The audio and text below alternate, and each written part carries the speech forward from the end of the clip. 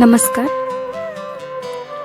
अनेक थर मोर बंधु मानक ठारू वार्ता आसी कि सब विषय तो कविता लिखुची आम बंधुता विषय गोटे कविता लिखुनु। अच्छा हाँ ठीक अच्छे रीमा तू सब विषय कविता लिखुଛୁ आज गोटे बंधुता को नहीं कविता लिखुनु। ओके बंधुत्व को नहीं एक रंग बेरंगर शब्द मानक समाहार रे हार गुंथिबार प्रयास रे मु बाहरी पड़िली। प्रवेशिकारु आरंभ करी सबुतक स्मृति को साउटी नहीं बंधुत्वर एक सुंदर हारटीए गुंथिबा पाई।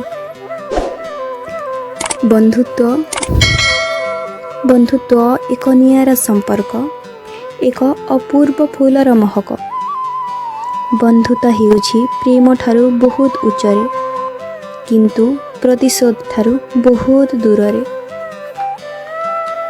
सुख दुख रे से साथी रे थाए, मनरे सुनिली तरंग खेलाए, जीवन को आसी रंगायित करे, सफलता पाई बाट से कढ़ाए। बंधुता अनेक संपर्क भितरे सुंदर उपहारटीए।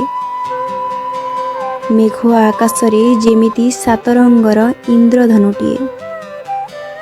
बंधुत्वर आरंभ दुष्टामी पागलामी हुए। सुखरे दुखरे केवल से ही साथी रे थाए। संपर्क भितरे से एका सर्वदा प्रथम स्थान रे रहे।